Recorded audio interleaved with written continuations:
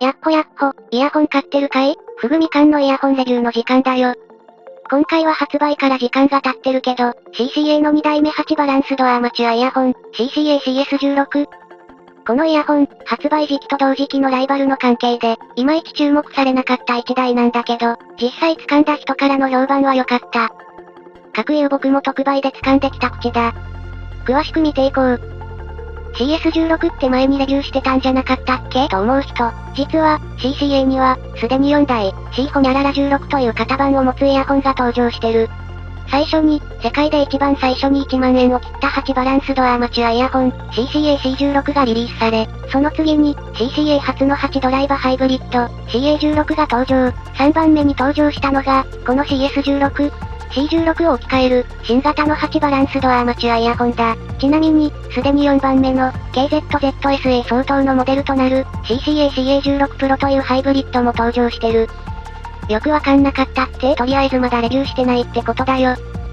本気がいまいちピックアップされてないのは、先に KZASX が登場したせいだと思う。ASX は低価格初の10バランスドアーマチュアイヤホンで、そのインパクトはでかかった。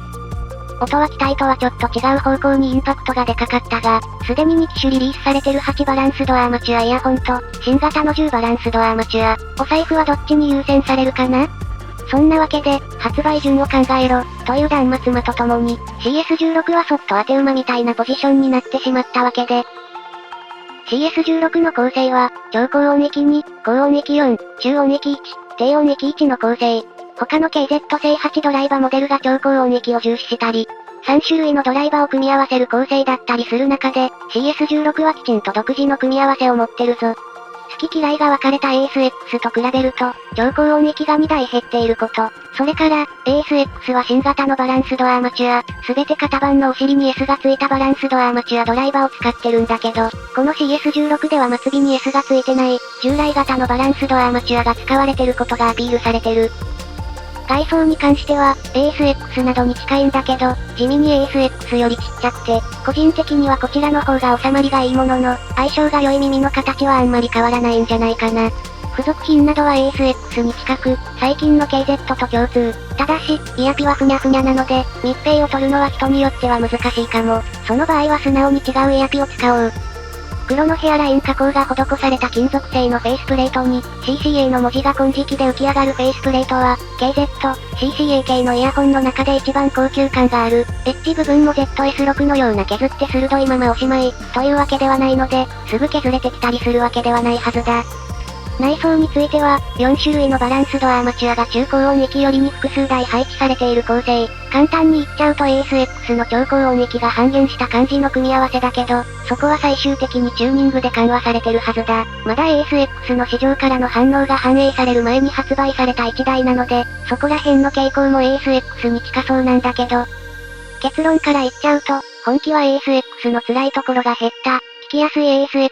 という感じ。最近はそこら辺に対策された AST、CA24 などの豪華ラインや、CCA、CA10 などの反省みそぎ済みモデルが発売されてるので、そっちの方がよりこの傾向は進んでる。でも、ASX の辛さと一緒に良さや可能性を感じてた人もいるんじゃないかな？そういう人にとって、CS16 は一番ちょうどいい塩梅に感じるかも。こんなニッチなモデルに今更初心者は食いつかないと思うので、バンバン名前挙げて比較していくけど、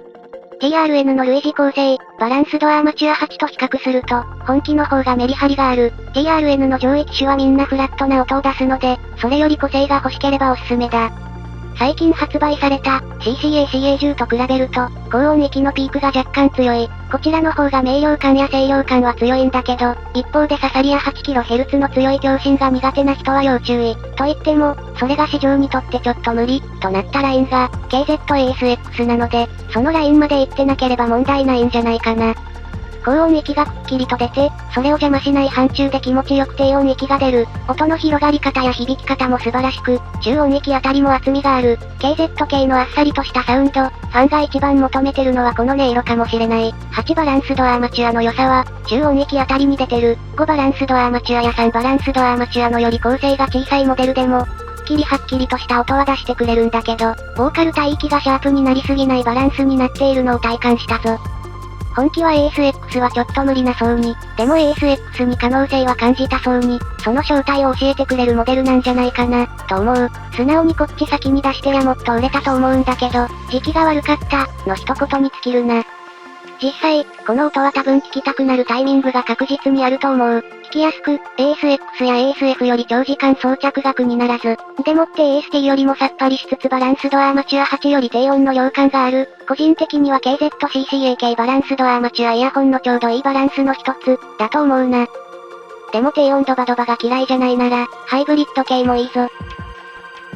と、こんなところだな。発売から時間が経ってるモデルなので、ちょっとあっさりだけど、今触っても、満足度の高いモデルに間違いはない。スルーしてた人、もし、お安い、と感じる価格で見つけたなら、挑戦してみて損はないぞ。